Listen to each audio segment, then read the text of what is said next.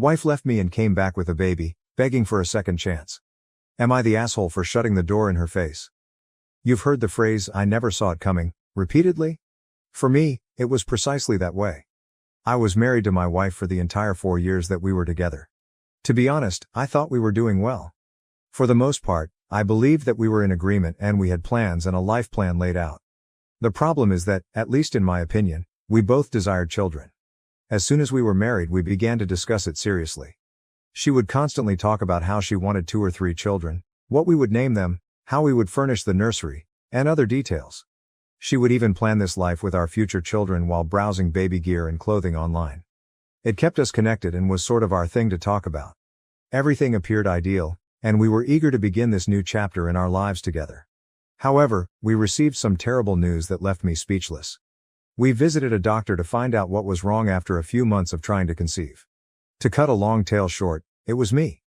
The doctor essentially informed us that our chances of naturally becoming parents were very limited because my count was much too low. It felt like a stomach punch. All those plans we had suddenly disappeared, and I felt worthless. I was really hit hard by the news. I ended up for a while in a fairly awful position. I was a complete disaster at first, but therapy ultimately helped. At first, she seemed to be rather supportive, stating that she would be content with just the 2 of us and that it didn't matter. However, there was something strange about the way she said it right from the start. She seems to have dropped it far too soon. She was talking about having a family one minute and then she was claiming that she didn't need children to be happy. Don't get me wrong, I understand that individuals have second thoughts, but her entire demeanor seemed strange to me. She had stopped thinking about baby names and was now completely avoiding any conversation about children. Furthermore, it seemed as though she began to view me in a different light. She would suddenly start making little jabs at me that she had never said before, like how I wasn't taking care of myself or that perhaps I should work out or do more around the house. Indeed, I may have gained a few pounds, but it seemed like she was constantly looking for reasons to accuse me. She would dismiss it when I questioned her about the abrupt shift in attitude. She would claim that I was being unduly sensitive and that I was only dreaming. But I was aware of a problem. It was different with the lady I married, the one who would spend hours sitting with me discussing our future. She wasn't particularly cruel, but there was a certain coldness about her, as if she had already mentally checked out and was merely following the rules.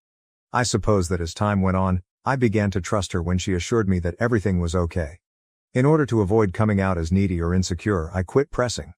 In any case, after a few years, we were only getting by. We had gotten into a rut where we hardly discussed anything important. We seemed more like housemates than husband and wife. She would always dismiss my attempts to discuss other choices, such as adoption or surrogacy, by stating that she didn't want to consider them. "I'm happy as long as we're together," she would remark, but I never really understood. She seemed more concerned with persuading herself than I was. She suddenly tells me that she wants to go a girls' trip. She had gone on a few excursions with her friends before and I had always encouraged her to do so, so it wasn't strange for her to do so now. She had been talking for a time about wanting to travel to America with her pals, and we lived in Brighton. We had developed this trust over the years, so I didn't give it a second thought. I therefore made sure she had everything she needed, assisted her with packing, and drove her to the airport. I recall her final words before she departed. "Thank you for being so supportive," she added, turning to face me. She sounded so sincere that I dismissed it as her simply expressing gratitude, even though I found it a little strange that she would say that. It's not like I'd done anything really noteworthy. I remained up that night to make sure things went well by calling her when she landed. I kept myself occupied around the house, watching TV, keeping an eye on the time, and waited for her to text me to let me know that she had landed because her flight was expected to take roughly 9 hours. I called her to check in as soon as I noticed her flight had landed. The phone kept ringing, but nobody picked it up. I didn't give it much thought because I assumed she was exhausted and might have gone directly to her hotel and crashed. However, by the time morning arrived, I had still to hear from her. I began to have this nagging concern in the back of my mind. I thought perhaps she was simply busy or her phone was on quiet, so I tried calling again and then texted her a few times. However, I was officially freaking out after a couple more hours of radio silence. In the end, I gave her sister a call to check whether she had heard from her. Nothing. I was really beginning to freak out by this point. I even went so far as to call her friends, who were meant to accompany her on the trip, in the hopes that perhaps her phone had malfunctioned or she just hadn't had time to check in. However, since they weren't traveling with her, they were also perplexed when I contacted them. Back at home they were enjoying coffee while seated 2 streets away. It dawned on me then that she wasn't traveling with pals, wasn't on a girl's trip, and hadn't gone anywhere with anyone. She simply vanished. It seemed as though my stomach had fallen through the floor as I sat there with the phone. I was unable to comprehend it. Why would she tell me such a lie? Why wouldn't she notify me before leaving? I attempted to persuade myself that it was an error of some sort, such as perhaps she had missed a flight that connected or that she had been unable to contact due to an emergency. But I knew in my heart that she had this planned. Her stating "thank you for your support" and the entire girls' trip scenario were all components of whatever she had been imagining. I was at a loss for what to do. I couldn't wake up, as if I were living in a nightmare. I didn't marry this woman. I didn't even recognize this person. The coldness, the way she had stopped discussing our future, and those small digs about my appearance and health all began to make sense. I simply hadn't noticed, or perhaps I hadn't wanted to see, that she had been drifting away for a while. I just sat there looking at my phone that night, hoping for a call, a text, or anything else. However, nothing materialized, and I knew in my heart that it wouldn't. I remember lying there and staring at the ceiling when I woke up the following morning, thinking that it was all just a bad dream. But when she saw that her side of the bed was empty, reality set in. In fact, she had gone. She gathered her belongings and disappeared. The assurances I had given myself the previous evening, that perhaps she was late or her phone had died, were no longer valid. She had clearly planned this and wanted to go. I was completely in denial for the first few days. I would keep ringing her phone in the hopes of hearing her voice and perhaps receiving an explanation. I even left messages. I kept leaving them in the hopes that she would understand, even though I was half the time at a loss for words. However, I only received quiet, which strangely made things worse. I felt as like I had been a stranger to her the entire time and had been left to work it out on my own, without any clue as to what went wrong. Her family was initially just as surprised as I was. They hadn't heard from her, and her mother didn't know anything about her plans. In the end, I visited there more times than I could remember in order to speak with her mother and get answers. They must have felt sorry for me. When I couldn't bring myself to cook, her mom would prepare meals for me and occasionally let me stay there. She would sit there while I talked about all the tiny things that didn't make sense, attempting to figure out how my life had suddenly become so complicated. And to be honest, there were times when I was too numb to speak and just sat there in silence. I oscillated between rage, despair, and remorse. I would constantly ask myself what went wrong. Was there a sign I missed? Was I not paying enough attention to her? On certain days, I would review all of our arguments and conversations in an attempt to determine what caused her to leave. I kept thinking about what I could have done better and how I could have preserved our marriage. I realize this seems dramatic, but I was completely fixated on finding the solution, as if it would somehow make everything better. I hardly slept or ate, and my work also began to suffer. People would notice and inquire about my well-being, to which I would just respond that I was occupied with personal matters. Declaring aloud that my wife had abandoned me without saying a word was embarrassing. I eventually told a few close friends, and they tried their best to divert my attention by bringing me out to hang out and encouraging me to move on. However, I would still worry about her even when I was with them, wondering where she was and why I wasn't enough to keep her. The incessant inquiries from strangers, neighbors, relatives, acquaintances, and even former coworkers who had heard I was married, were among the worst aspects. "How's married life treating you?" And "How's your wife?" are the questions they would pose. It was always like pulling off a new scab. I would just smile and tell them that everything was good because I lacked the courage to tell them that she had left, but every time I uttered that lie, it seemed more weighty. The only thing that worked in the end was therapy. Although I had never gone before, I realized I couldn't manage it alone after a few months of hardly functioning. I thus located a therapist and began attending once a week. It was beneficial to speak with a neutral person who was unfamiliar with her, me, or any of our baggage. I would express my rage, betrayal, and the void she had left in my life. I would talk endlessly about the restless evenings and how I would lie awake repeatedly reliving everything. The therapist assisted me in realizing that she chose to leave, and it was her decision, not mine, and that there was no magical moment that would have kept her here. It was a difficult pill to take. I thought for a long time that I was flawed in some manner, which was why she had left me, but gradually I began to view things differently. I chose to overlook her long-standing coldness and distance, assuming that things would improve on their own. I persuaded myself that I could maintain my composure and that our marriage could be saved by my own efforts alone. The realization that it wasn't hurt. As time passed, I began to restore my life in tiny increments. It wasn't until she departed that I realized how much I had lost in our marriage. I had always been the one who tried his hardest to make sure she was content and that our home life was comfortable. However, I had a lot of free time now and was unsure of how to spend it. I therefore began resuming old pastimes that I had forgotten about. I tried cooking new meals, went to the gym, and started reading literature I had been putting off. Eventually, the work also improved. As I began to feel more like myself, I started to put more effort into my work, but at first I was just going through the motions and barely keeping up with my workload. I felt like I still had control over something in my life, which was one of the few things that gave me a sense of accomplishment. Although I had always been skilled at what I did, I now give it my all. The extra hours, the concentration. I got a promotion as a result of it, something I never would have obtained if I had been moping about my problems. Even yet, there were painful days. A picture, an old movie ticket stub, or other small items that brought back memories I tried to ignore would occasionally remind me of her. Looking at them, I would question her actions, whether she ever considered me, and whether she ever felt bad about what she had done. But gradually, those times began to disappear. I was able to let go of those memories a little more quickly and move on a little more easily each time. Additionally, I got back in touch with people I hadn't seen much of since getting married.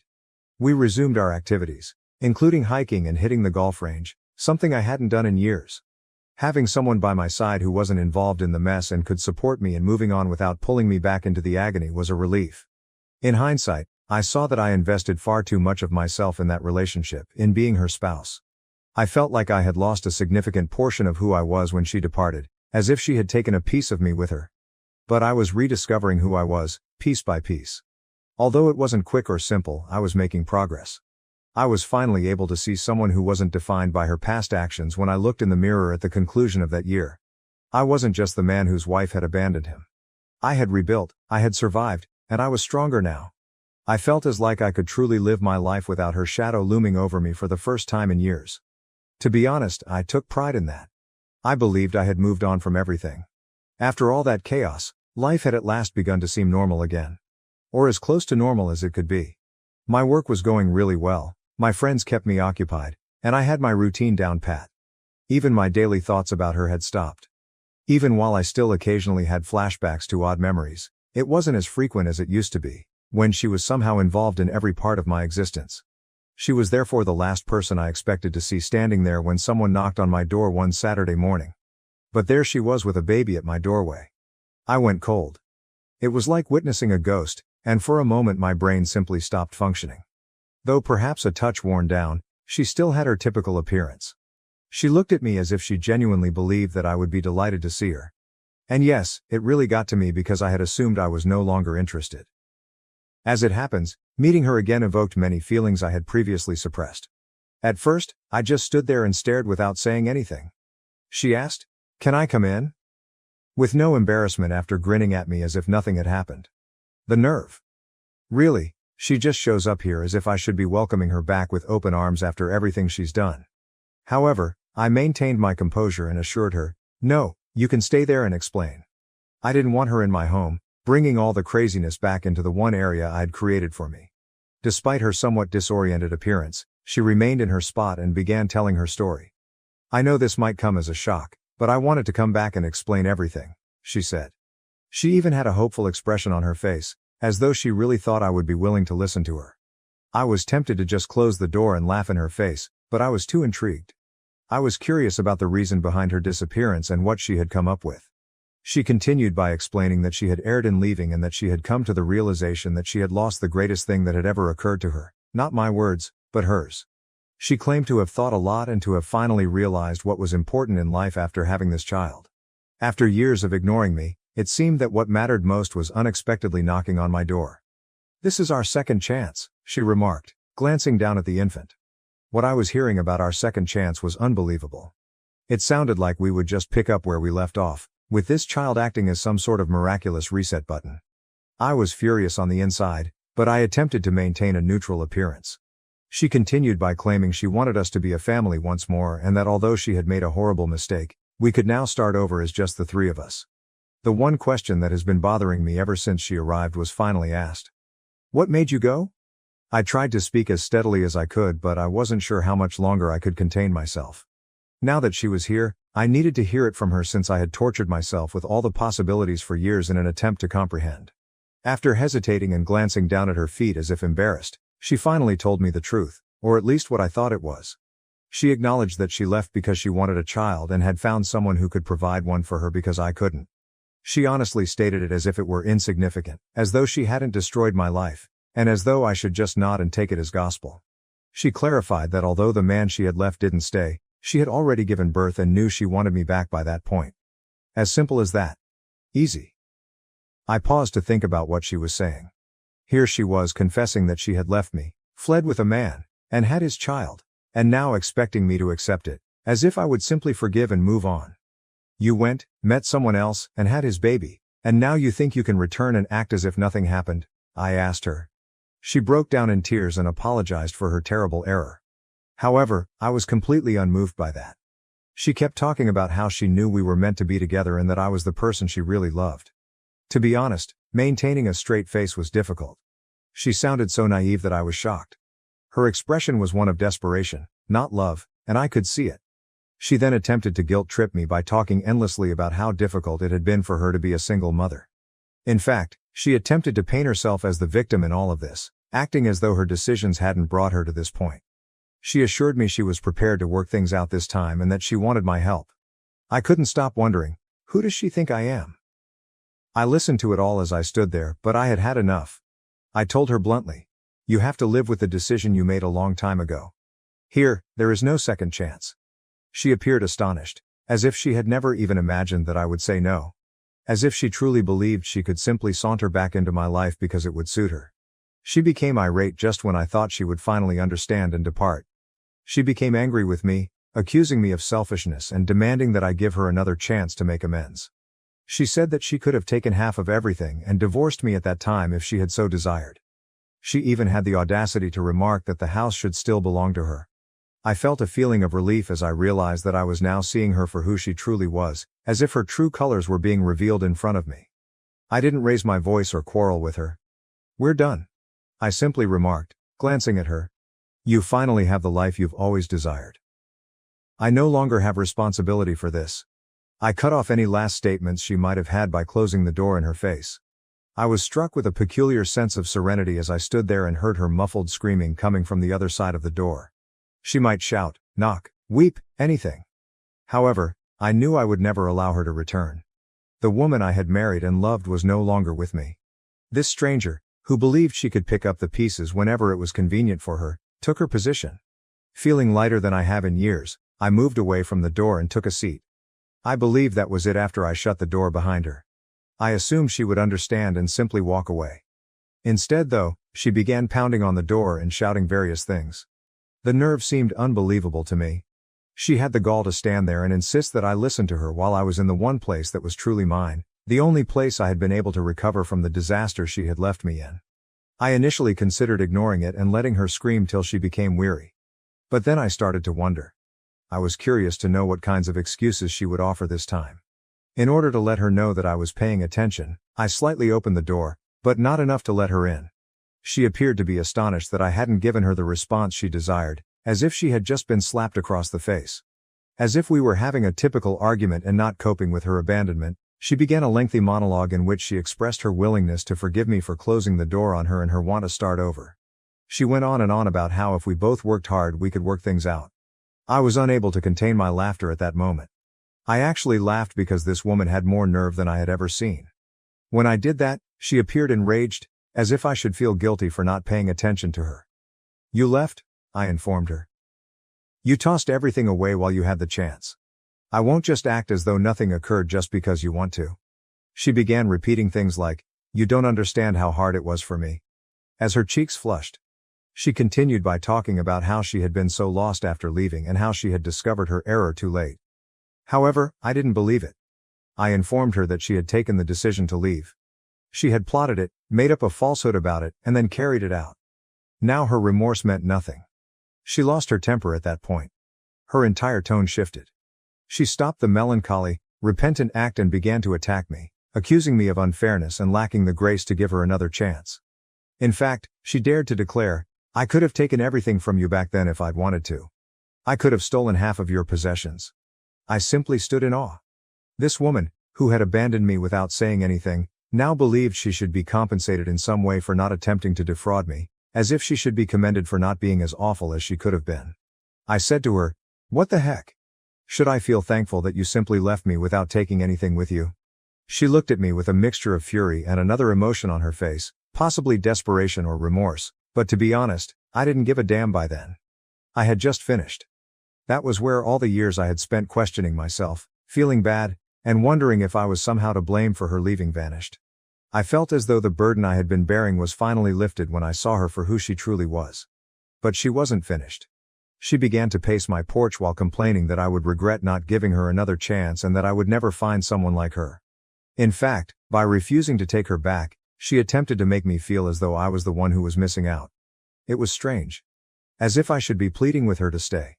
Here she was, the one who ruined everything we owned. She became more louder and continued to complain about how I had forced her to leave in the first place when she realized I wasn't going to back down. She said that none of this would have occurred if I had been more understanding about the entire kid situation. Her reasoning seemed to indicate that I had failed her as a husband because I couldn't conceive, which somehow excused her from leaving to have a kid with someone else. The mental acrobatics were amazing. To be honest, I was shocked that she was attempting to blame me for her decisions. I bluntly told her, "Look, you could have told me the truth if you really wanted a child. When you were making plans to go, you didn't need to lie to me and act like nothing was wrong." She merely gazed at me as if I had smacked her, with nothing to say in response. However, I prevented her from speaking. I continued by telling her, "You have to live with the decision you made on your own. I have no problem with that." She made one final attempt, returning to her dejected expression, and urged me to consider the boy and how I was being unjust by ignoring him. As if I were the bad guy, she really used the child, who was in her arms, to guilt-trip me. However, I wasn't buying into it. "I don't know that child," I informed her. "I'm not involved with him. You are not mine, and neither is he." That was the end of it. I could see her coming to terms with it at last. She was aware that I would never change my mind and that I would never allow her to return to my life. I could see the rage waning and being replaced by something else, either genuine regret or simply exasperation. However, I didn't care. She had attempted to walk all over me and expected me to smile and give her credit, but now she was simply a stranger. For a few more seconds, she stood there as if she was waiting for me to decide to call her back. I didn't say anything else though. When it finally hit her that I meant every word, I just stood there and watched her expression. I closed the door without giving it another glance. I didn't wait for her to hit me again this time. In my heart, I knew that I had already made up my mind and that there was no turning back. I don't know, but I left the door with the impression that I had finally prevailed. It was over, even though she had spent so much time hoping to return and use manipulation to get back into my life. I had freedom. Neither for her nor for us was there going to be another chance. She was now only a memory, one that I had at last relegated to the past. I felt like I could breathe again after all those years of suffering and shame. And what do you know, it was pleasant. I felt a peculiar calmness come over me as soon as I shut the door behind her. I no longer felt sad, furious, or even astonished. It was as though all of the remorse, guilt, and incessant wondering that I had felt for her over the years simply disappeared. I was prepared to move on since I had at last found the closure I didn't realize I needed. This time, it was truly over. Naturally though, things didn't go as well as I had intended. Her mother texted me a few days later. She apologized, stating she was embarrassed by her daughter's handling of the situation and that she had attempted to reason with her, but clearly it had failed. Her mother was a decent individual. She had been of great assistance to me since her daughter left, and I could see that she was truly distressed by the situation. Although I had nothing against her, I didn't want to be dragged back into that situation. I simply said, "Thanks for checking in," and that was my only response. I wasn't going to waste time justifying my choice, and I wasn't going to offer her mother any more information. She knew it was over because she understood.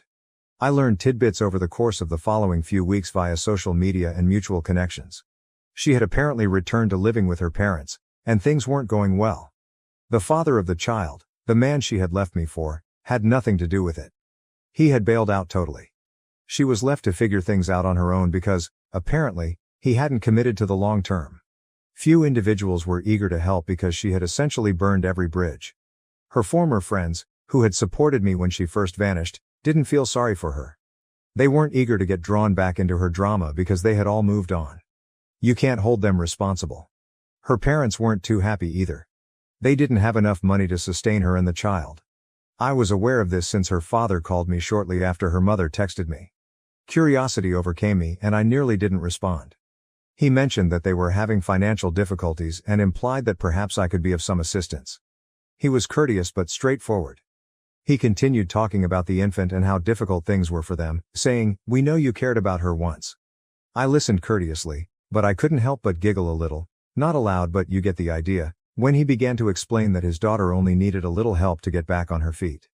I politely informed him that his daughter made her own decisions and that I was neither in a position nor in the right frame of mind to assist.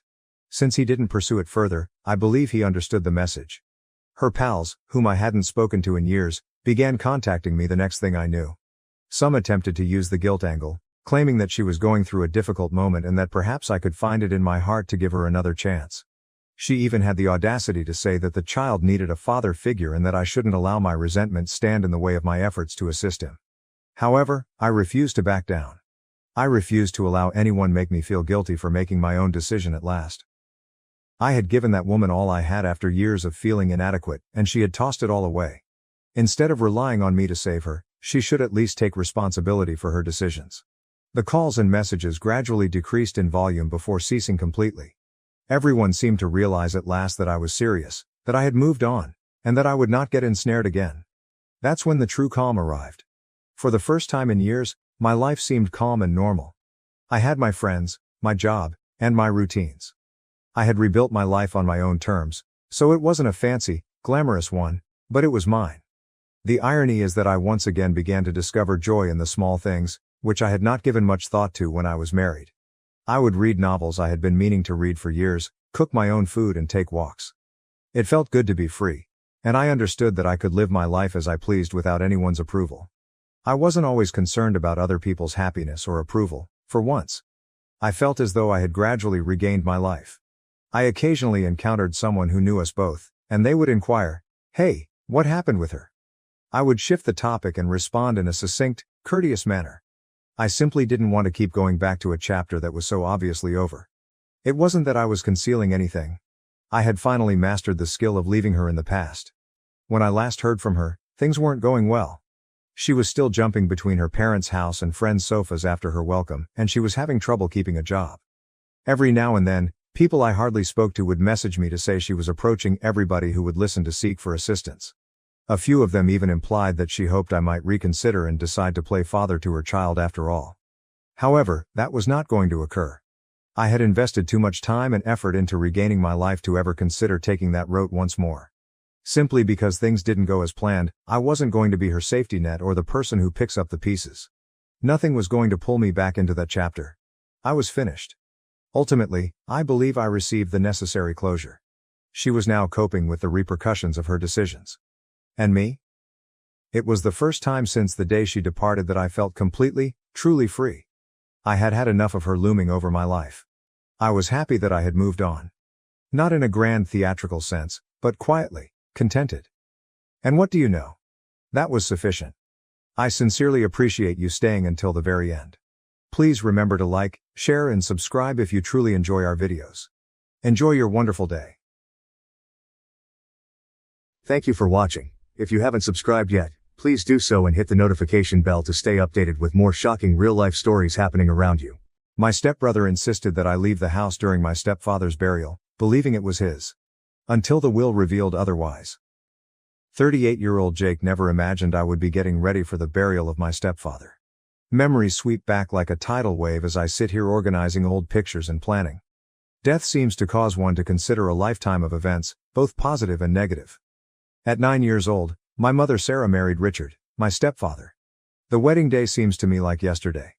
Mom looked lovely in her basic white outfit, hope beaming in her eyes for a fresh start. Richard, on the other hand, seemed to be stressing his austere attitude by wearing a black suit.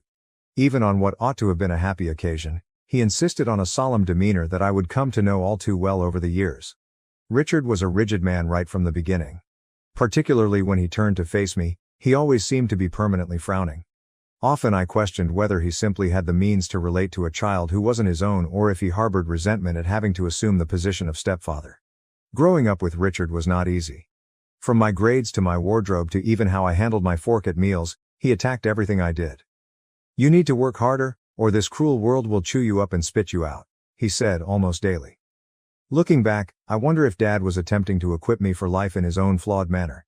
even if at the time I believed he was just being nasty. His rigidity permeated every sphere of our life. I had to sit up straight, use the proper fork, and only spoke when spoken to during family get-togethers. Any departure from his expectations was greeted with a stinging stare or a harsh correction. Family vacations, which ought to have been light-hearted and leisureful, were more like military drills than pleasure excursions. Richard would schedule everything down to the last minute. Heaven help us should we stray from the plan. One vacation I recall we missed a turn and arrived at a museum 15 minutes late. For the rest of the day Richard was in a terrible mood, grumbling about lost time and inadequate preparation. Everything changed 3 years following the wedding when my stepbrother Michael was born. Richard suddenly had his own son, and it was obviously clear whose favorite was. He poured love and compliments on Michael. Richard's smile was unlike anything I'd seen till he held his newborn kid. It revealed a part of Richard I never knew existed, like a switch had been turned on. I was envious and furious. When I was 12 years old, I couldn't comprehend why Michael received all the love and attention while I just got harsh looks and criticism. The difference was clear and agonizing. Michael's achievements, no matter little, were honored with great celebration. Even if they were notable, my own successes were greeted with a nod and a remark on how I can improve next time. Mom would try to reassure me when I protested to her about the unfair treatment. "Richard loves you too, Jake," she would say, her eyes begging me to understand. "That's just rough love. He wants you ready for the world." Still, it didn't feel like love to me. It seemed like continual disappointment as Richard saw me always failing. Our family dynamic changed in ways I never would have predicted throughout the years. Mom became ill at 25, and we all gathered around her. Richard stayed stoic even then, but I sensed compassion when he felt nobody else was looking. When Mom thought I wasn't in the room, I would observe him softly changing her pillows or crutching her hand.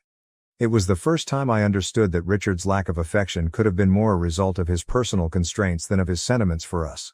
2 years later Mom passed away, and it felt as though the glue keeping our family intact had broken. Tears and quiet prayers defined the funeral. Richard stood like a monument all through the service, his face a blank mask. Though the wall between us seemed insurmountable, I wanted to get in touch with him to express our loss. Then 21 Michael left soon after Mom passed away. He launched his own family after tying the knot with Emma, his high school sweetheart. It was only me and Richard in that large mansion loaded with memories suddenly. I gave moving out some thought as well, but something held me back. Perhaps it was a feeling of obligation, or perhaps deep down I was still that small boy yearning some indication of approval from the guy who had been my father figure for most of my life. Looking after Richard in his latter years was difficult. Fighting the restrictions his aging body placed on him, he was as tenacious and critical as always. There were days when our conflict was so thick you could cut it with a knife. But occasionally too I felt short sparks of thanks in his eyes. Like the time I stayed up all night with him during a sick attack, or when I learnt to make his preferred foods as he grew too frail to stand at the stove himself. Those were uncommon events though, and most of the time I felt as though I was looking after a stranger who happened to live in my house. We were living in a tense truce, neither of us entirely sure how to close the distance that had widened between us over years. Richard's character made me never even consider entering a relationship or getting married. I wanted none of the same issues I was experiencing from my wife or girlfriend to confront. Richard's gone at 65, taken unexpectedly in the evening from a heart attack. Everyone is showing their respect as I get ready for his burial. Michael arrived with Emma and their children, Lily 5 years old and Max 3 years old. I hadn't seen him in years until now. Though he seems older and more austere, I recall from our early years that he exudes entitlement about everything. The funeral was a depressing event. I stood there listening to people talk about Richard, a fantastic man who always placed family first, a pillar of the community, and I wanted to find fun in the irony of it all. Knowing the same man I did they? To me, the Richard they described seemed to be a stranger. Michael drew me aside as folks were departing once it was all over. I considered that perhaps he wished to assist each other in our sadness, to reconnect, or to share memories of our childhood. Rather, he delivered a startling blow that left me whirling. "So, about the house," he said. His voice laid back as though we were talking about the temperature. "I'll need you to leave by the end of the month." "Not sure," I glanced at him. "What are you talking about?" He groaned and cast an intentionally obtuse glance at me. "Clearly, the house. Dad turned it over to me. Ultimately, I am his genuine son. You never imagined he would leave it to you?" I thought of myself as having been gutly pounded. This was how it turned out all these years of trying to be the son Richard wanted and of looking after him. Part of me wanted to fight for what I felt I had earned over years of conscientious living. But another side of me, The one still feeling like that 9-year-old lad yearning for affirmation, wanted to withdraw. Fine, I answered, my voice empty. I'll be out by the end of the month. Not only for Richard, but for the family I never really had, for the bond I had always hoped would grow between Richard and me but never did, as I watched Michael walk away arm around Emma, kids running ahead. That evening I began packing among boxes of memories I wasn't sure I wanted to save. Sorting through years of accumulated belongings, I couldn't help but wonder whether Richard had been right all along. Sometimes you still ended up with nothing to show for it. The world was harsh. Update: I sold out of my childhood house a week ago. For now, Mom's sister Linda is here with me trying to decide what to do next. Thinking about Michael and how we got here, I lie awake at night staring at the foreign ceiling. Michael obviously was the preferred child growing up. Richard doted on him in a way he never did with me from the time he was born. Birthday celebrations with all his friends invited, new toys just because, please smiles when he brought home a good report card, all things I had longed for but never received. I recall one birthday Michael was around 8 years old. Richard hired a whole arcade for his buddies and himself. At the time, I was 17 and couldn't help but contrast it with my own birthdays, which often featured a quiet meal and perhaps a small gift. But Michael aged and something changed. The sweet little lad who used to follow me about wanting to play developed into a depressed adolescent who appeared to hate everything and everyone. He started to treat me like I was invisible and spoke angrily back to our parents. It was like seeing a stranger seize my little brother's body. One specific occasion comes to mind when he was around 16. Richard asked us about his marks when we were having dinner. Richard asked us both this kind of inquiry all the time. It was a regular one. Michael burst this time though. He began screaming about how he despised living under Richard's control and how sick he felt of the pressure. He bolted from the house, slamming the door so fiercely a picture fell from the wall. Richard seemed to be sitting there, looking older and sadder than I had ever seen him. Instead of the angry man I had anticipated to pursue Michael and drag back. Michael's behavior just became worse as he grew older. He began courting a series of girls, each relationship ending hazily. Late nights, missing curfews, and shouting battles with Richard that rocked the home abound. I tried to keep out of it, but the continual stress would inevitably affect me. Michael laughed it off when Richard tried to discuss respect and duty. "You can't control me anymore," he would say, and Richard would get this expression, a mix of wrath and despair, that I had never seen before. Then arrived the day he turned up with Emma as his bride. Not even among us knew he was seeing someone seriously, let alone getting ready for marriage. Walking in with Emma, little more than a teenage herself, he said they had eloped. I shall never forget Richard's expression. For once, he was silent. Mom tried to calm things down and welcome Emma into the family, but the air was clearly charged. Richard seemed to be straining to keep his cool and to find the proper words to speak to his kid. Emma claimed she wanted to live free from family meddling, apart. Michael thus packed his luggage and left, simply as that. He pledged to visit and keep in touch, but those pledges soon dropped off the list. Weeks became months devoid of his communication. His calls were always quick and often tinged with conflict. I assumed definitely he would come back when Mom fell ill, but he did not. He asked her periodically how she was doing, but always had a reason for why he couldn't visit. Work was hectic, the kids were sick, the car was in the shop. Something was always there. Hoping it would be Michael, I recall sitting next Mom's hospital bed and seeing her eyes flash every time the phone rang. More usually than not, it wasn't. It was me who had to phone Mom to let her know she died. He sounded very offended, full of regret for not visiting more frequently. He claimed he would try to make it to the funeral, but ultimately he did not show up, just a flower arrangement delivered to the funeral house accompanied by a card offering his sympathies. Feeling his absence like a physical hurt, I stood at the burial wondering how we had become so far apart. And right now here we are. Not motivated by love or obligation, the prodigal son returns for what he can gain. Thinking about how he swooped in and grabbed the house, acting as though he had some right to do so when he had left us years earlier, makes me enraged. I consider all the evenings I spent seeing to Richard, all the doctor's visits I accompanied, all the meals I made, and all the expenses I paid. And for what? To be thrown aside just like I never really mattered at all. But my phone calls as I'm staggered in these terrible ideas. It is Mr. Thompson, Richard's attorney. Telling me he has to talk about something vital, he sounds serious and asks me to come back to the house tomorrow. Uncertain on what to believe. Part of me hopes there's a mistake and maybe I won't have to abandon my house after all. Knowing how let down I have been in the past, another side of me is terrified to hope. I wonder what tomorrow will hold as I hang up the phone. Whatever it is, I am clear one thing. This is not going to be easy.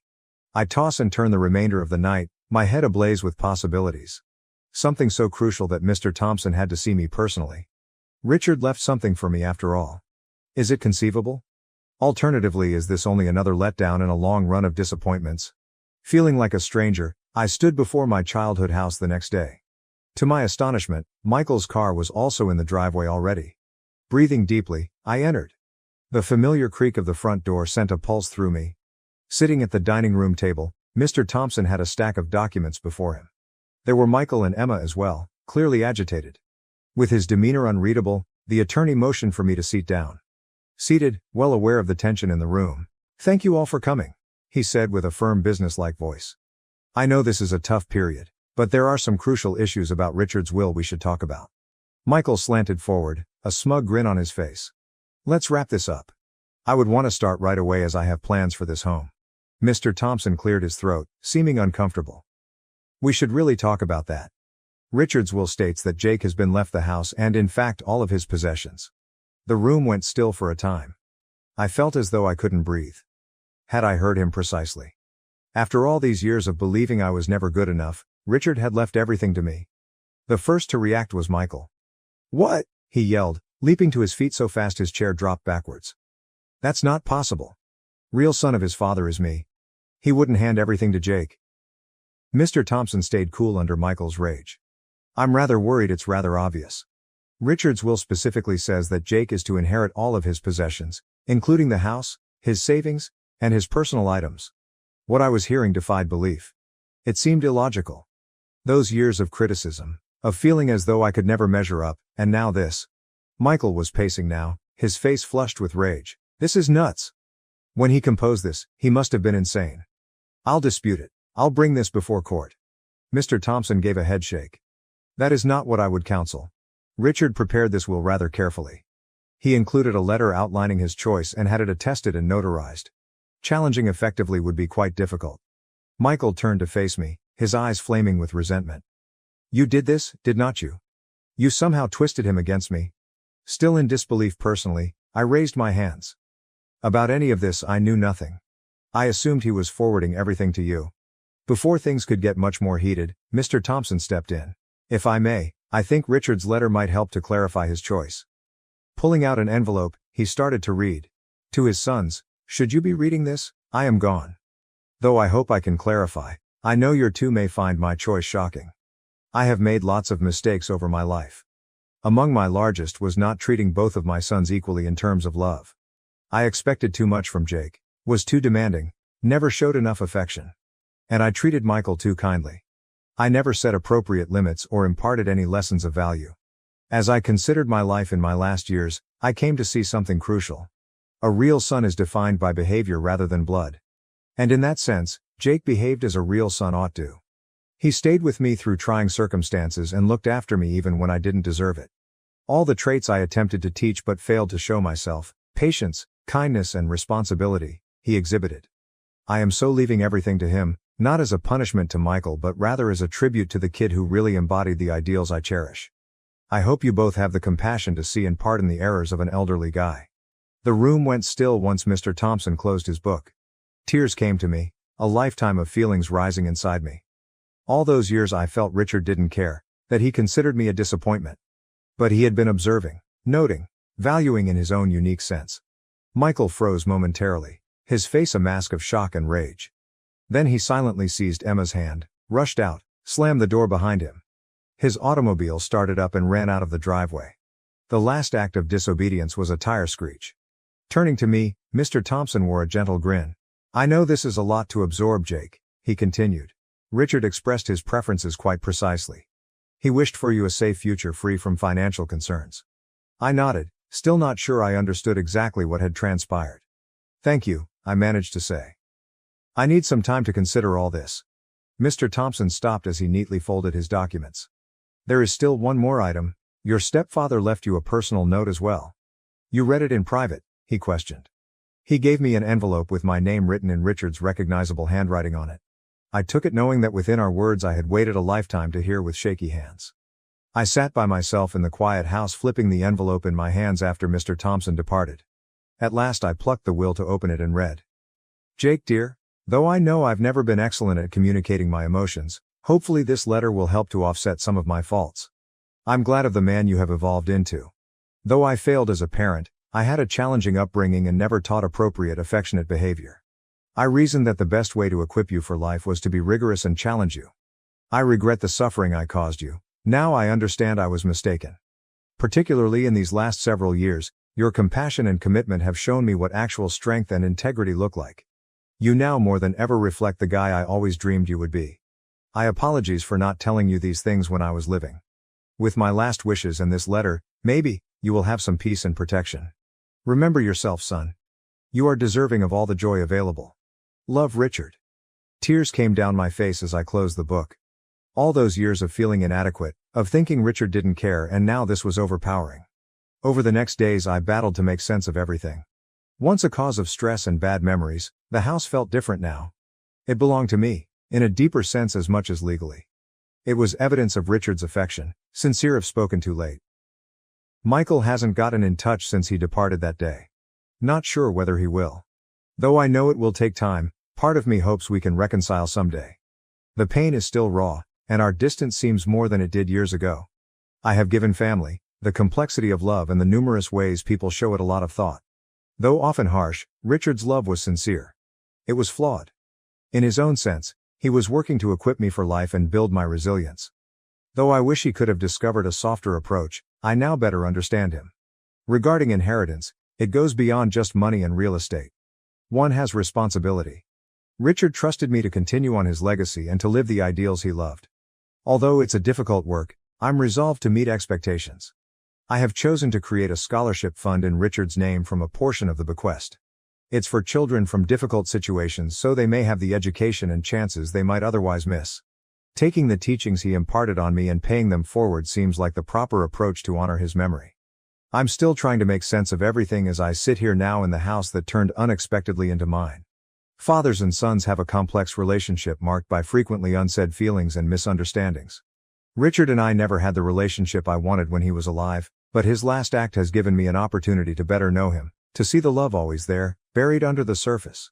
I wish Dad had told me these things during his lifetime. We could have had talks, cleared the air, perhaps even created the relationship I so yearned for. But life does not always provide us tidy ends or flawless closure. Right now, I'm concentrating on respecting Richard's memory by practicing the ideals he sought to inculcate in me.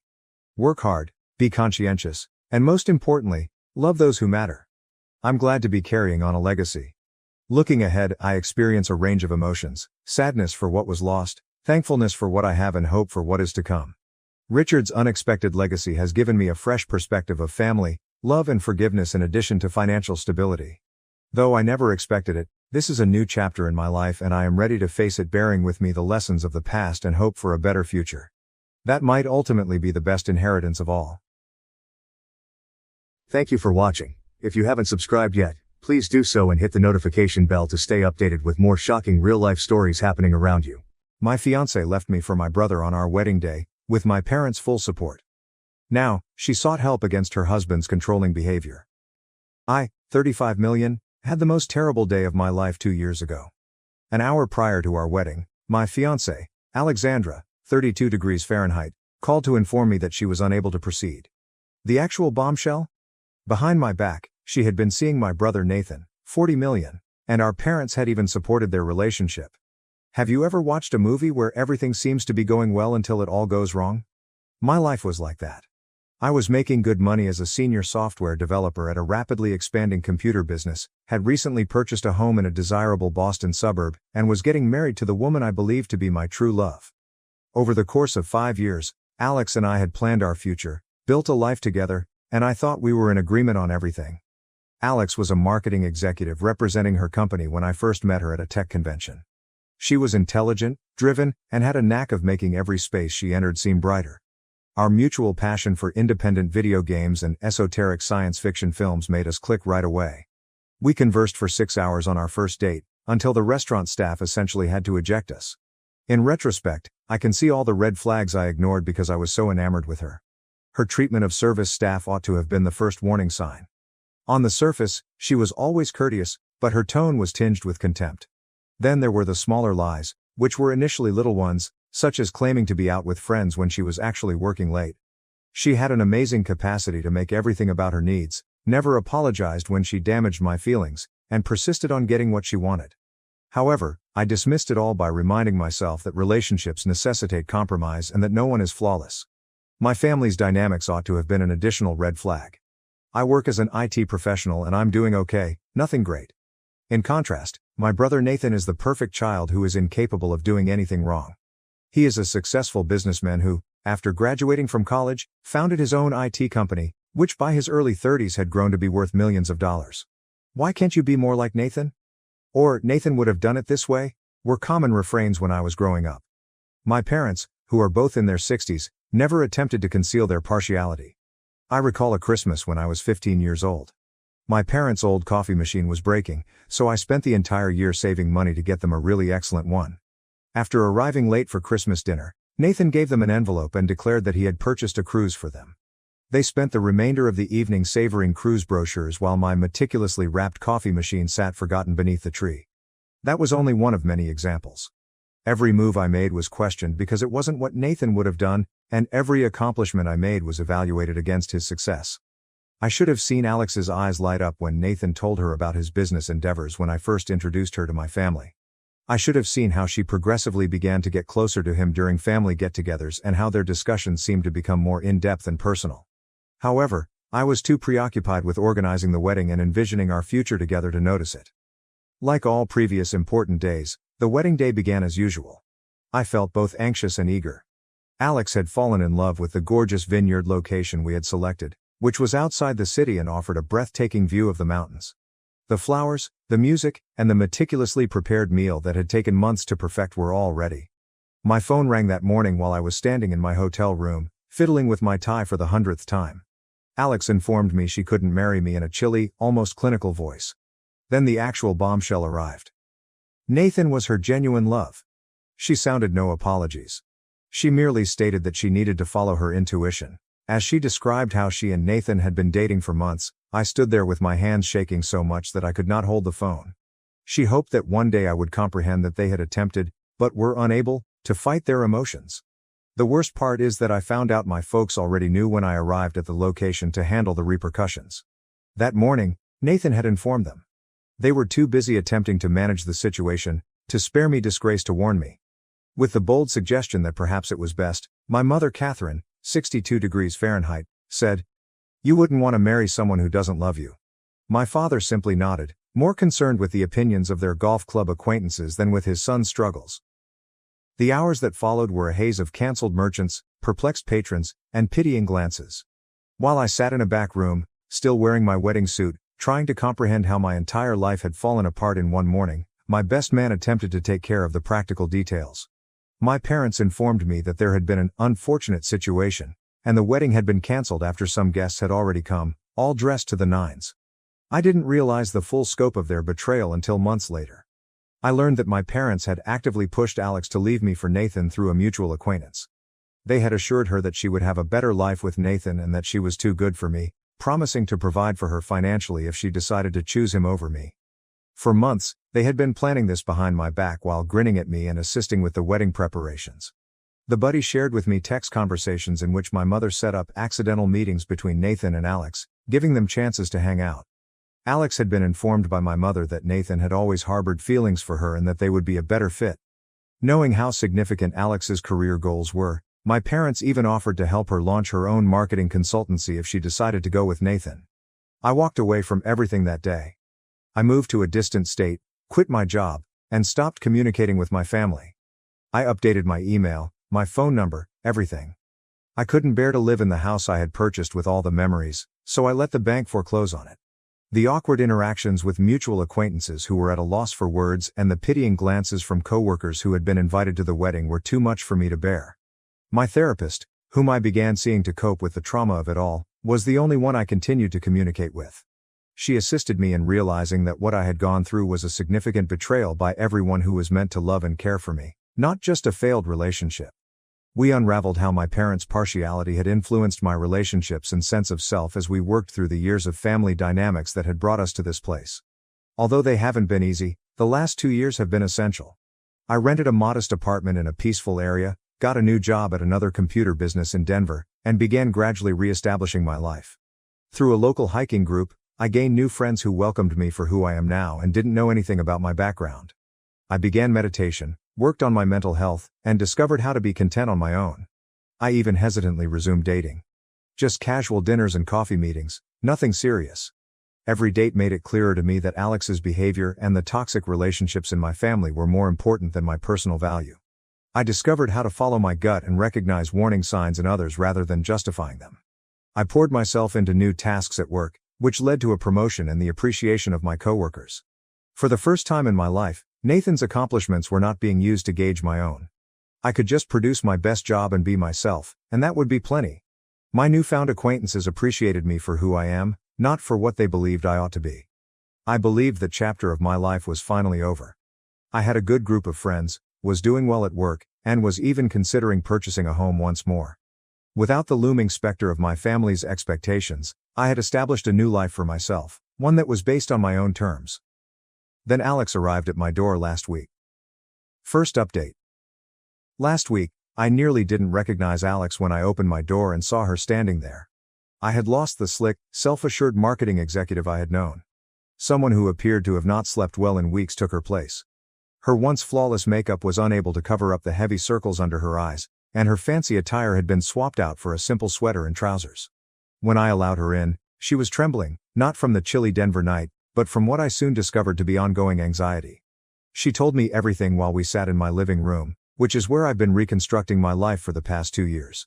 As my parents had predicted, her marriage to Nathan had begun happily ever after.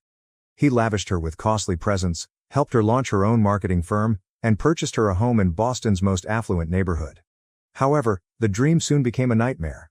It turns out that underneath his endearing facade, Nathan is precisely who I always believed him to be. Everyone's favorite wealthy, charismatic businessman is a skilled manipulator. Alex talked about how he gradually took over every part of her life behind closed doors. It started out with suggestions on her business choices. Demands concerning who she could collaborate with followed. He eventually took a seat on the board of her business and was given the last word on all contracts. She described the gaslighting to me, including how he would move items around their home and claim she was responsible, how he would contradict their conversations from a few hours prior, and how he would tell their acquaintances she was losing her mind anytime she attempted to confront him. The worst thing? Everything was made possible by our parents, particularly our mother Catherine. Alex wiped away her tears and remarked, "Your mom tells me I'm lucky to have Nathan and that I need to try harder to make him happy." "That's just how successful men protect their interests," she responded when I informed her about his threat to steal everything if I left. Hearing about their son, my nephew, who is now entangled in all of this, was more heartbreaking than Alex's tragedy. Alex claims that even though he is only 18 months old, Nathan is already acting in a domineering manner toward him. Nathan has very stringent restrictions regarding everything, including the baby's playthings, colors, and when he can sleep. If the infant cries during his crucial calls, he becomes irate and accuses Alex of not managing him properly. She started crying when I brought up the subject of a potential divorce. Nathan has stated unequivocally that he will ruin her if she leaves. He has the resources, the contacts, and, above all, the backing of our parents. He has vowed to deny her custody of their son, force her to pay for her legal bills, and make sure she never again works in marketing. She came to me for that reason. To testify in court, she needs someone who is aware of the reality about our family, someone who can discuss Nathan's actual character, the pattern of deception, and the enabling actions of our parents. She believes that my evidence could support her cause, particularly with relation to custody. "No," I replied. I didn't argue or yell. I simply informed her that I couldn't assist. I'll probably never forget the expression on her face. The difficulty is that I've learned in therapy for the past 2 years that I'm not in charge of solving other people's problems. I put a lot of effort into setting limits and removing my family's poisonous influence from my life. My phone was overflowing with texts the following day. News of Alex's visit had somehow spread. Suddenly, I had a lot to say from people I had not spoken to since the wedding fiasco. They referred to me as cowardly, selfish, and uncaring. A particularly nasty note about how I was proving my family right, that I was too weak and self-centered to step up when it mattered, was emailed to me by Alex's former maid of honor. The level of hypocrisy is astounding. 2 years ago, none of these folks defended me. When I was the one in pain, none of them gave assistance or pointed out the manipulation by my family. They now ask me to put my painstakingly reconstructed life and mental health at danger in order to support the woman who deceived me. One message struck especially hard. Your nephew, an innocent child, is involved, a mutual friend wrote. Alex doesn't deserve to suffer for everything he did to you. And that's the reason I can't sleep at night. That young guy is on my mind all the time. Being born into this chaos was not anything he requested. None of this was his choice. Alex is growing up in a home that might leave him permanently scarred if what he says is accurate, which I think is based on my experience with Nathan. I understand what it's like to be raised in Nathan's shadow. Will things go worse for his son? However, becoming involved would require me to reintegrate with my family. It would entail dealing with Nathan once more, enduring the manipulation of our parents, and possibly being the object of my brother's retaliation. I might lose everything I've worked so hard to build over the last 2 years. I am therefore at a crossroads. Do I uphold the limits I've worked so hard to create, putting my stability and mental health first? Or should I put everything on the line to save a defenseless child from the same toxic family dynamics that harmed me? To be honest, I have no idea what to do. My therapist advises me to carefully consider what I can contribute in a practical way without endangering my own health. However, every time I attempt to reason with it, I see the image of that young boy. I need your opinion, Reddit. Am I being self-centered by not offering assistance? Or should I defend the tranquility I've at last discovered? What exactly would it look like to assist my nephew without getting sucked into the family conflict again? Second update. A week has passed since my last report, and things have become worse in unexpected ways. My family seems desperate to pull me back into their insanity, even though I hoped that ignoring everything would make it go away. Nathan sent me an email yesterday morning. My stomach dropped when I saw his name in my email. It was a brief but menacing message. I've heard that our ex-fiancé came to you in tears. If you know what's best for you, stay out of family affairs.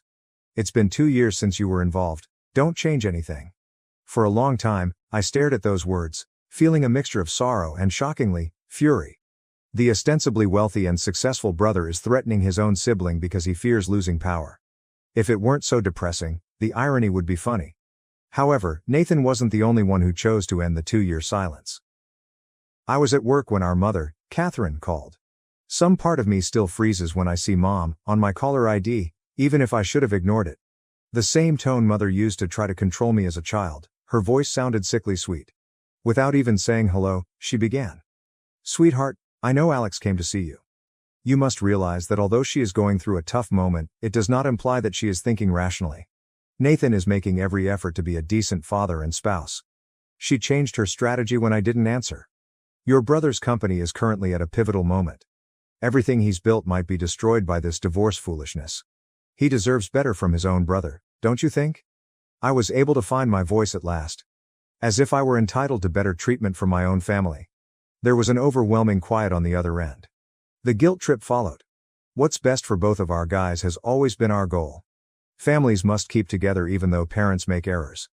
At this moment, Nathan needs you to be the bigger person. I ended the call.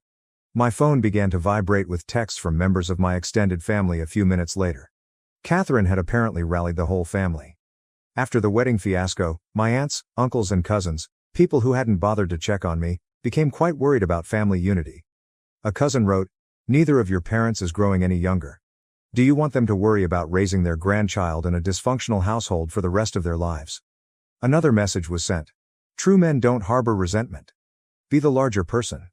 My father's sister sent me the most vexing message. "Although your brother erred, he granted Alex all of her wishes. You're supporting her conduct, and she's just being ungrateful. It's amazing how they've created this story in which I'm the bad guy for not supporting their idealized family image. They will disregard any proof of Nathan's abusive behavior because they are so committed to his image as the successful son." Then, something that truly shocked me occurred tonight. Nathan was contacted by a former coworker who still works with him. He claimed to have seen several unsettling things happen at work, including Nathan hurling explosive outbursts at staff members, threatening them covertly, and falsifying financial records. He claims that a number of workers have left because of the poisonous workplace, but Nathan's attorneys have them bound by non-disclosure agreements. According to this coworker, if I assisted Alex, perhaps others might be more inclined to speak up about Nathan's actions. He did, however, caution me that Nathan had been asking me questions about my new life in Denver, such as my address and place of employment. The danger is obvious. Nathan will target my new life if I assist Alex. He has the means to seriously challenge me on a personal and professional level. And, as always, our parents would be there for him. I've put forth too much effort to create this tranquil life. My therapist says I've made amazing strides in establishing healthy boundaries, I have true friends who embrace me for who I am, and my career is going great. It scares me to think of losing all that. However, my colleague's remarks, about further possible witnesses, continue to cross my mind. This is about more than just Alex and my nephew, if what he says is accurate. Dozens of people might be harmed by Nathan's misuse of authority. I've been recording everything, even the intimidating email, the deceptive phone call, and the flying monkey attacks from family members. Although she tells me that I'm not required to burn myself alive to keep others warm, my therapist says this might be significant. Not only should I assist Alex, but I also have a moral duty to call out Nathan's actions before he causes more harm. But am I prepared for the impending storm? I need your advice, Reddit. How can you oppose someone who has all the resources, family support, and power on their side? And is it worth putting everything I've rebuilt at risk in order to act morally? Third update. I struggled with what to do for several restless nights after my last update. Though not in the manner anyone had anticipated, the matter has settled itself. I want to tell you everything that transpired and the reasons behind my decisions. I must first clarify a crucial point. I had a breakthrough session with my therapist following Catherine's deceptive call and Nathan's threatening email. We talked about how my family has always followed the same pattern. Incite a problem, put pressure on me to resolve it, and then utilize my assistance to keep their poisonous system in place.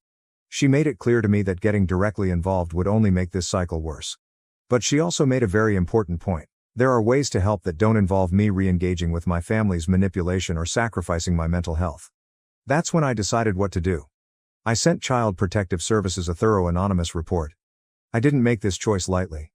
I spent 3 days compiling all of the information I had, including screenshots of the family's nasty texts, emails, text messages, and Nathan's threatening letter. I incorporated all of Alex's information regarding Nathan's domineering actions toward their son. I described how our family has a history of condoning abuse and hiding issues in order to keep up appearances. The report covered more ground than merely the current state of affairs. I gave background information on Nathan's manipulative tendencies and how our parents have traditionally condoned his actions. I gave specific examples, such as how they concealed his college drunk driving episode, how they settled a former employee's harassment lawsuit, and how they have continuously exploited their resources and connections to shield him from repercussions. Additionally, I sent proof of possible financial irregularities that my former coworker had brought up. I thought this gave a more complete picture of Nathan's personality and the depth of his manipulation, even though it might not have a direct bearing on the CPS investigation. Waiting was the most difficult part. Since I was reporting anonymously, I knew I wouldn't receive updates on the status of CPS investigations, which take time. However, I had at least taken a step that would benefit my nephew while still respecting my personal boundaries. Then things began to move more quickly than I had anticipated. Nathan sent me a flurry of angry messages 3 days after I submitted the report. His emails become more and more erratic. You think you can hide behind anonymity? I know it was you. You've just made the biggest mistake of your life. I'll make sure you never work in tech again. You think you're safe in Denver? Watch your back. You're dead to this family. Remember that, you chose this. Catherine had a different but no less informative reaction. I'm still troubled by the voicemail she left. How could you do this to your own family? We gave you everything, and this is how you repay us? Nathan is devastated. They're investigating him like a common criminal. His reputation could be ruined. I hope you're happy with yourself. What's interesting? None of the accusations were refuted by any of them. They were upset with me because I dared to reveal the truth, not because I made unfounded accusations. After mostly remaining mute during this ordeal, my father suddenly revealed his actual nature. In a letter, he threatened to remove me from his will if I didn't fix this situation immediately. His lawyer wrote the letter. I recognized the hypocrisy of threatening to disown someone who had already left the family. Then Alex sent a surprise message. Hers was shorter than the others and had a distinct tone. I know it was you. Thank you. I'm sorry for everything. I was more affected by those 9 words than by all of Nathan's threats put together. They were the first sincere admission of guilt I had ever gotten from anyone connected to this catastrophe. I learned through rumors that Alex had the leverage she required because of CPS's participation. Nathan's threats of assuming complete custody were less significant because an inquiry was still underway. While the inquiry is ongoing, she was able to obtain emergency temporary custody of their kid. The response from the family has been explosive. The complete force of flying monkeys has been unleashed. My inbox is overflowing with messages from distant cousins I haven't spoken to in years, accusing me of betraying my own blood and ruining the family. On social media, former family friends are expressing their sadness at the way jealousy splits families apart in ambiguous, passive-aggressive condolence posts. The problem is that I'm not as affected by their responses as I used to be. I've never had this level of clarity before, thanks to 2 years of treatment and self-work. Their manipulating techniques are evident to me. Every threat, guilt trip, and effort to get me to reconsider my choice only serves to prove that I chose the right one.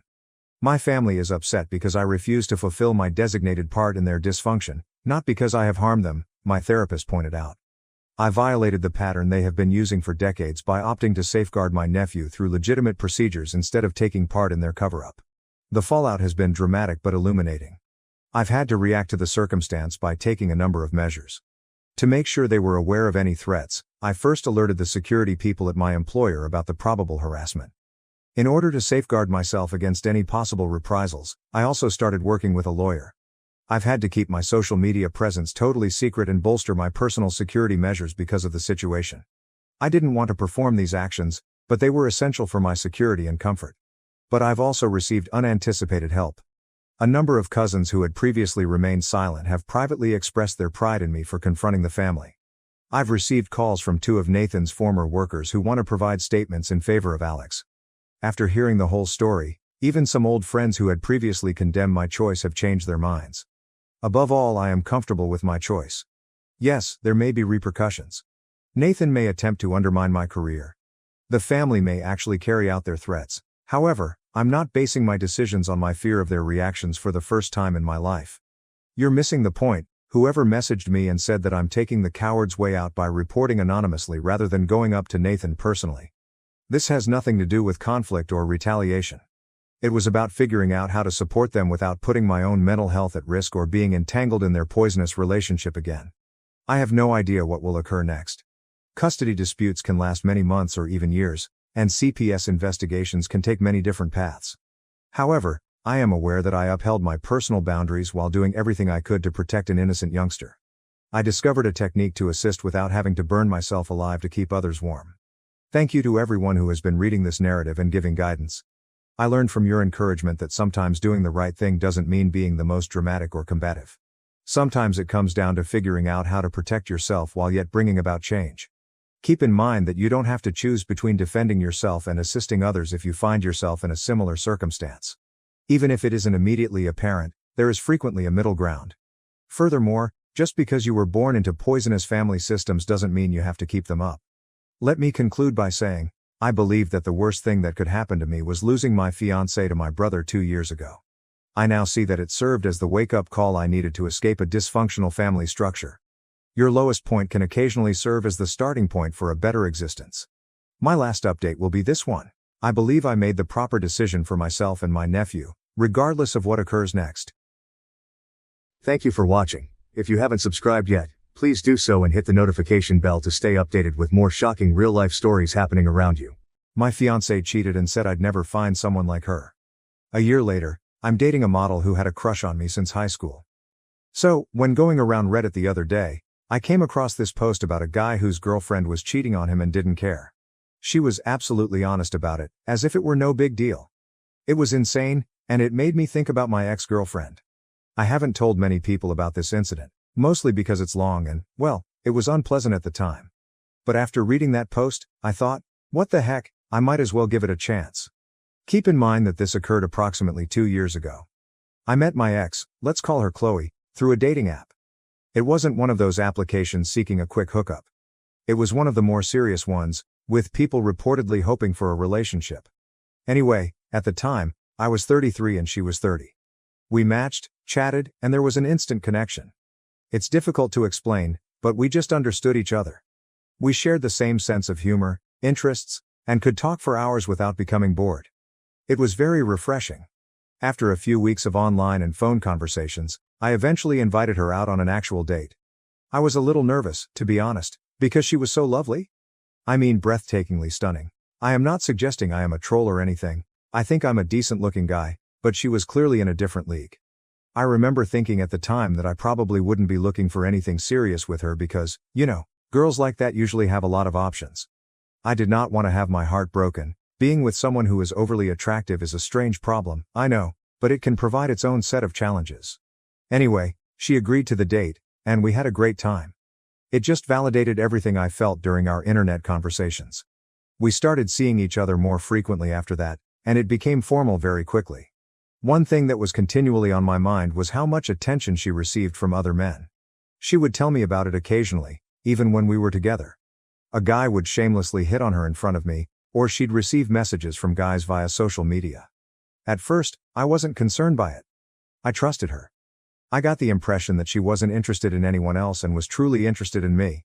Stupid, I know, but that's how I felt at the moment. I was simply enjoying being with her, and I didn't want to be the jealous, insecure lover.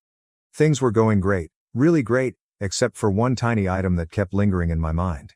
We were having one of those crazy late-night chats where you speak about random things, and the subject of hall passes came up. If you're not familiar with the term, it refers to a hypothetical situation in which you and your partner each got to choose one celebrity with whom you would be allowed to sleep, no questions asked. It's meant to be a jest, a bit of fun, but it can occasionally expose some underlying sentiments. Anyway, she brought it up, which struck me as weird. Usually, I'm the one who initiates such silly chats. She said her hall pass was Justin Timberlake, which is fair enough. He's a nice-looking guy. But then she said something that really resonated with me.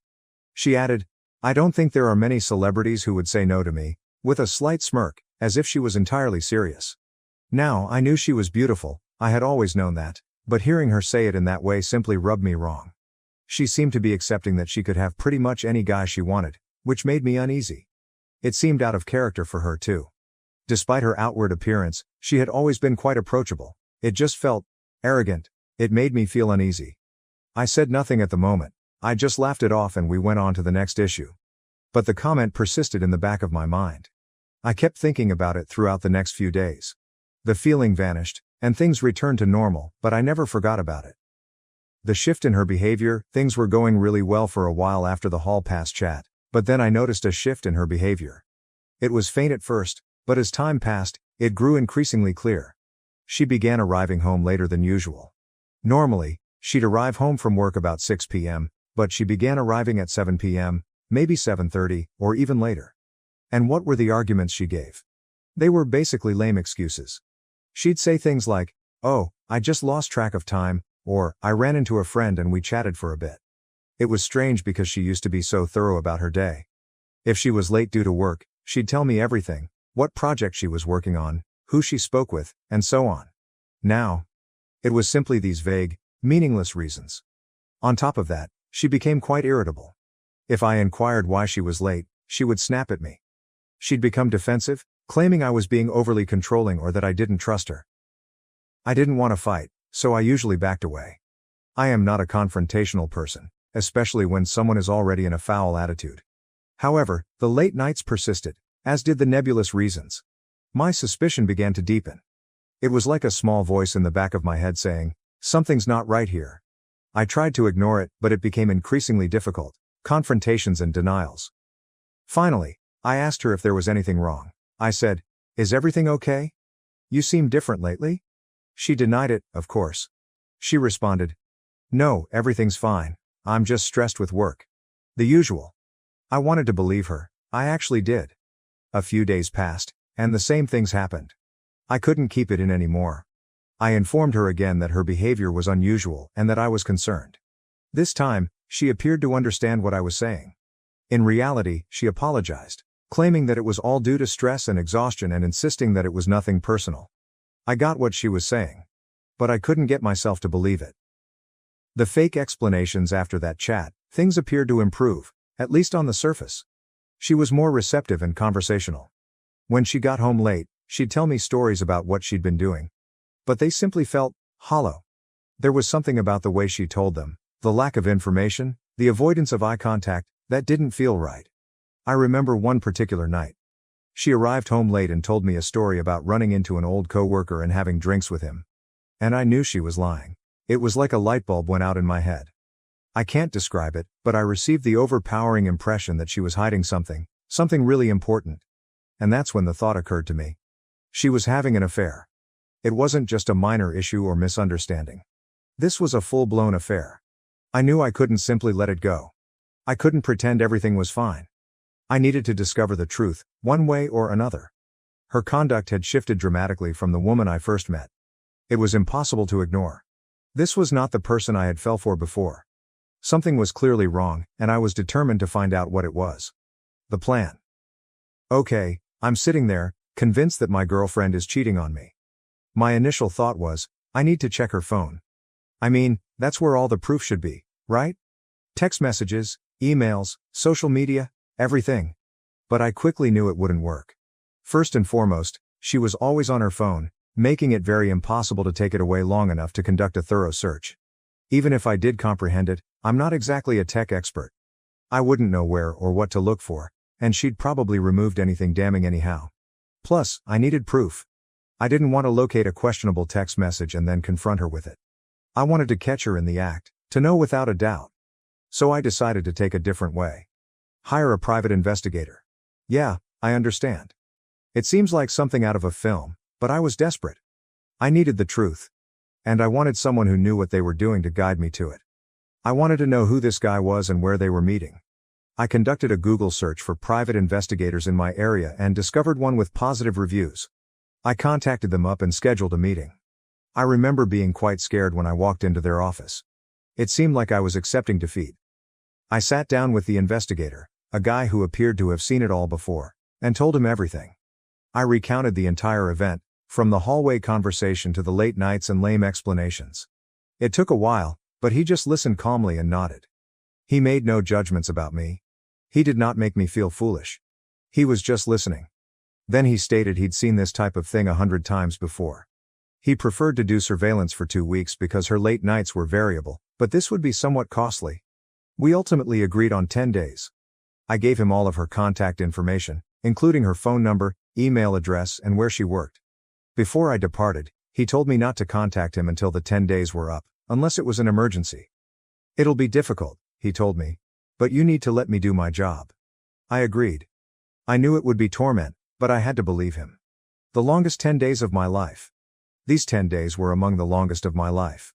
It was awful to know that this investigator was following my fiancée and could unearth proof that confirmed my darkest concerns. I felt helpless, just waiting, wondering, and thinking all kinds of possibilities.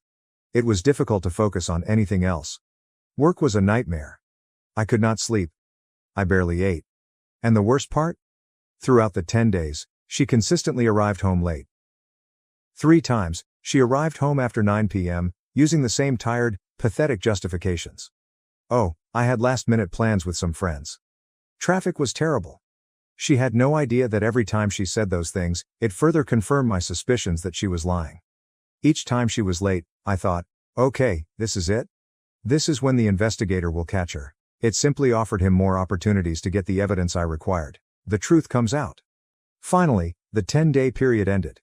The investigator phoned me precisely on time. He didn't say much over the phone, just that he had the information I needed and asked if we could meet in person. I answered, yes, absolutely. This was something I needed to hear face to face. I couldn't bear hearing this kind of news over the phone. I had been waiting for what seemed like an eternity, and I needed to see his expression to know for certain that what he was telling me was true. I drove to his office, my hands trembling on the steering wheel. I felt terrible to my stomach. When I stepped in, he was sitting with a manila envelope on the desk in front of him. He motioned for me to sit down. Then he asked if I wanted him to simply explain what he discovered or if I wanted to examine the contents of the package myself. I said I wanted to hear it from him first. I thought it would soften the blow a little.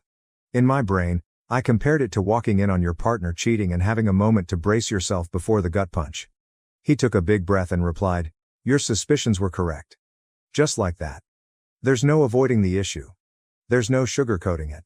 He informed me that he had followed her to an apartment building 3 times. She went in alone and left about 2 hours later, always with the same man. He had obtained the apartment number and the individual's name. Cody. Obviously, I'm changing the name. To be honest, my initial thought was that I wanted to find this Cody person, and let's just say I was not thinking peacefully. But then I realized this wasn't the point. The point was that my girlfriend, the lady I adored, had deceived me. That's what I needed to concentrate on. The investigator slid the envelope across the desk. I opened it. And there they were. Pictures. Photos of her and this Cody guy in front of the apartment building. Embracing, holding hands, kissing, in front of her car. Everything was there, in black and white. Unquestionable proof. I almost lost my mind. I almost broke down right there in his office. It was one thing to suspect something, to have a gut instinct. But seeing it with my own eyes was a very different experience. The visual evidence was very overwhelming. I managed to keep back tears, although it was difficult. It wasn't just the affair, it was the realization that my entire life, the future I had planned with her, was falling in front of me. The confrontation, I wasn't sure what to do next, but I knew I had to get to the bottom of this. I was about to confront her. When I arrived home, I asked her to sit down. I did not yell. I didn't create a scene. I said quietly, "We need to talk." She was aware that something was off. She saw it on my face. She sat down, and I simply lay everything out. I informed her I knew about the affair. I told her I'd hired a private investigator. I informed her that I had proof. Her first emotion was shock. She simply stared at me, her mouth slightly wide. Then she attempted to calm down, to act as if nothing had happened. But I wouldn't have it. I told her what the investigator told me. About the residential building. About Cody. Everything. And she simply sat there. Silent. She did not refute it. She did not apologize. She did not even attempt to explain. She just sat there listening. The more I talked, the angrier I became. Her silence was infuriating. She didn't seem to care, or to be sorry for what she'd done. Finally, I could not take it any longer. I told her I wanted to break up. I responded, "I can't do this anymore, I can't keep playing this song and dance, I'm done." And then, she did something very unexpected. She laughed. She stepped up as if to frighten me and began this full monologue. "You want to leave me?" she inquired. "Are you kidding? So what?" I had a little bit of excitement on the side. It was just physical. It didn't mean anything. I'm a cheater. Fair. But where do you think you'll go from here? Do you think you'll ever get someone like me again? Hasn't it been clear to you over the years that I'm out of your league? It was one time, is that what you want to destroy our lives over? She spoke a lot more in that vein, essentially attempting to make me feel lucky. That I should simply be grateful to be with her, even if she cheated. Can you believe it? I was stunned. I knew she was arrogant, I knew she thought well of herself. However, this was a whole new level. This was not a sincere apology. This was hardly the reaction of someone who had been caught and wanted to make amends. This was the response of someone who didn't give a damn. Someone having a genuine F-it attitude. A true crash-out mentality. It seemed as if her ideal scenario was for me to simply accept that she was too good for me, that she would do whatever she pleased, and that I should be content to be along for the trip. She honestly believed I wouldn't have the courage to leave. That's how proud she was of herself. Her comments struck me like a ton of bricks. I'd felt wounded and outraged before, but this was different. This was pure fury. I'd never felt anything like it. I stood up, looked her directly in the eyes, and told her how much I detested her. I don't remember the precise words, but they were along those lines. And then I walked out. I didn't bring a bag. I did not say farewell. I simply stepped out the door. I couldn't bear to be in the same room as her for another second. I felt completely betrayed. It was over. The aftermath, I ended up staying the night in a cheap motel. I couldn't return to the house, not yet. I just needed to be alone and contemplate all that had transpired. I laid there in that uncomfortable bed, staring at the ceiling, rehearsing the confrontation in my mind over and over. I couldn't believe the way she reacted. It was simply unbelievable. The next day, I returned to the house to get some of my belongings. I assumed she would be at work. But she was present. She appeared to have been crying, but she was attempting to play tough, as if nothing was wrong. And then, get this. She had the nerve to reply, "I knew you'd be back," with a smug little grin on her face. As if I had just thrown a small tantrum and crawled back to her. I didn't say anything. I just went inside and grabbed some clothes, toiletries, and other necessities. I knew I couldn't acquire everything at once, but all I wanted was to get out of there as soon as possible. I replied, "I'll be back for the rest of my stuff later." She just stood there staring at me, her face filled with disbelief. As if she couldn't believe I was leaving. She said nothing till I was walking out the door. Then she merely whispered something under her breath, which I didn't catch. And frankly, I didn't mind. I've been trying to understand why she acted the way she did. I'm still having trouble wrapping my head around it. Perhaps she was looking for validation or excitement outside of our relationship. Perhaps she was insecure about becoming older or about our routine. Perhaps she regarded me as a safe, dependable, cuddly husband, but also as someone who she considered beneath her. And perhaps because she had always felt that way, she did not consider the infidelity to be a huge problem. She'd already rationalized it in her mind. Of course, all of this is just me guessing, attempting to make sense of something that does not make sense. The aftermath. After I departed, she began contacting me. The first few messages were mocking and caustic, as if she thought the whole thing was a joke and that I would just run back to her. She definitely believed I was lying. That I would not go through with leaving, but, a few days later, I returned to the house with a friend to retrieve the remainder of my possessions. And she was shocked. She could not believe I was being serious. I believe it was the moment she realized it was truly over. One of her final texts to me read, "I hope you know you'll never find anyone like me again." Seriously? I blocked her after that. I couldn't take it anymore. It was simply too much. Moving on. Okay, let's skip ahead a bit. The whole breakup with Chloe was a shambles, and it took me a bit to get my bearings. But life continues, right? A few months later, I had my 15-year high school reunion. I wasn't sure whether I wanted to go, but a number of my friends persuaded me. It ended up being a great time. It was nice to see all the old faces and meet up with people I hadn't seen in years. Just a really upbeat, enjoyable vibe. And then, there was Veronica. Enter Veronica. Veronica attended my high school class. She was a tall, stunningly beautiful girl. We were cordial and took some classes together, but we were not particularly close. She was one of those girls who was just naturally cool, you know? After high school, she became a model, and a rather successful one at that. I had seen her in some magazines and internet advertisements. If you're into fashion, you may recognize her name. I hadn't spoken to her in at least 7 years, possibly more. So I'm at the reunion, having a nice time, when I realize that Veronica isn't present. However, her best friend from high school was.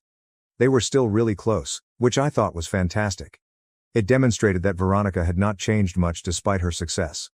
I went over to see her friend just to say hello and catch up. We were talking, and she kept a wide smile on her face the entire time. When I named Veronica, her smile grew even wider. She made a face and continued. "I know she's going to kill me for telling you this, but, you know she's always had a crush on you?" I just chuckled. I mean, come on. Veronica, a successful model, have a crush on me? It appeared utterly ludicrous. Even in high school, we didn't run in the same circles. We were friendly, but not more. There was no way. Also, becoming a model now? There's no chance. It was flattering, of course, to think that someone like her would find me beautiful. But I assumed that was just a high school event that she'd long forgotten about. I told her buddy that I didn't think Veronica remembered me, but she insisted. She explained that Veronica had requested her to check me out at the reunion to see if I still looked as nice as I did in high school. And then she continued. "She's still into you, so if you're single and you're not scared of girls with baggage, you might as well give it a shot." I spent the remainder of the night reflecting on the talk. It was all so unexpected. I won't lie, it felt wonderful to know that someone like Veronica was interested in me, especially after what had occurred with Chloe. It felt as if here was this woman who my ex would have deemed out of my league, and she was allegedly crushing on me. It made me understand how useless Chloe's remarks were, and how much she wanted to bring me down. It provided a significant confidence boost. Taking a chance.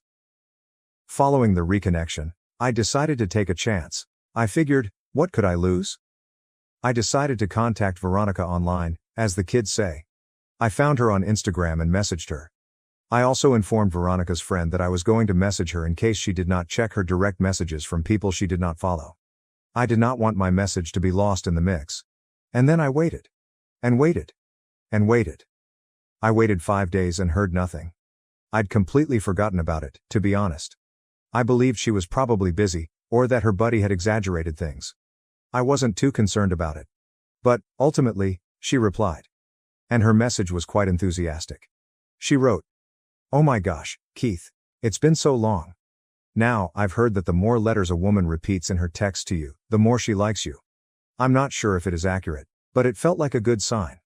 We began messaging back and forth, catching up on pretty much everything. We spoke about high school. About what we have been up to since then. About our jobs. Our families. Everything. After a few days, Veronica recommended we switch to FaceTime. She claimed she was tired of typing so much. I was delighted, of course, and we began making video chats virtually every day. A deeper connection. During those video talks, I began to understand more about her life as a model. She told me everything about the industry, the travel, the photo shoots, the ups and downs. She was in Brussels at the time, working on a campaign, and even gave me some photos from the set. That was fascinating. And it was awesome to watch her in her environment. It also allowed us to connect on a deeper level while being thousands of miles apart. After a few weeks of almost daily communication, it began to seem like we were dating. We hadn't formally called it that, but it seemed like more than simply friendship. So, I decided to be a little corny and simply ask her, "What are we?" She chuckled and said we were really wonderful friends, but she wanted to be more. I saw this as a cue to ask her if she wanted to be my girlfriend. She quickly agreed. With no hesitation, it was a wonderful feeling. The long-distance challenge. Obviously, the long-distance aspect was challenging. She was a model traveling the world, while I was here doing my regular work. I had a long-distance relationship when I was younger, and I despised it. It was difficult to maintain that connection, to feel like you were truly a part of each other's lives. But this was different. This was Veronica, and she was already so important to me that I was willing to go to any length to make it work. So I booked a flight to Brussels to see her. She was going to be there for a few weeks working on a project, so I decided it was the perfect time to see her and get a taste of her culture. The trip that changed everything. The trip was just stunning. Brussels was beautiful, of course, but being there with Veronica was incredible. It seemed like a dream come true. It taught me that I shouldn't give up on love because of a single negative experience, that there were still excellent people out there, people worth the effort. She even brought me to one of her photo shoots. I got to watch her work, see her in her element, cheer her on from the sidelines, and take some of my own photos. It was so great to watch her doing what she loved, and it made me feel even more connected to her, as if I were truly a part of her life. The Instagram mishap. So I was in Brussels, having the time of my life with Veronica. I took a lot of photos during the photo shoot and decided to share a few of them on Instagram. I didn't upload them to my main feed, though. Instead, I shared them on my close friend story, expecting just a limited group of individuals to view them. Here's the thing. I completely forgot about my ex, Chloe, who was still on my close friends list. I rarely use Instagram, so I didn't think to block her there. I had blocked her everywhere else, but not Instagram. A big mistake. I received a message from her just a few hours after posting the photos. Remember, we hadn't spoken in almost a year by this point. The message stated, "Who's that? Why are you playing groupie?" A laughing emoji appears next. I quietly responded, "That's my girlfriend." I said nothing else. She did not respond right away. I could see the little typing sign emerge and disappear several times over the following 10 minutes, as if she was writing something, deleting it, and then writing something new. Finally, she only sent a snarky message. Sure. The final goodbye. That's when I decided to try it. I informed her that she didn't have to trust me. Then I said, "If you thought you were out of my league, then Veronica is out of this world." I also questioned her. "How's your man from back then doing?" I knew it would sting. She read the message, but did not respond. And then I blocked her on Instagram. I realize it was probably petty of me to say those things. But really? I believed she earned it. And I did not want her to have any further access to my life. Any more opportunities to get under my skin? Even yet, I'll admit that I was curious about her reaction. I'll admit it. Happy ever after? And that, my friends, concludes the story. It's been an exciting voyage, to say the least. But I can honestly tell that I am happier than I have ever been. Veronica and I have been dating happily ever since our vacation to Brussels. And I won't lie, I'm thinking about proposing before the end of the year. Don't tell her, however. Veronica is a true blessing in my life. She is kind, she's funny, she is intelligent, she's stunning, both inside and out. And she makes me feel like the luckiest man in the world. I am really relieved that things did not work out with Chloe, because if they had, I would not have met Veronica. I understand that some people may criticize me.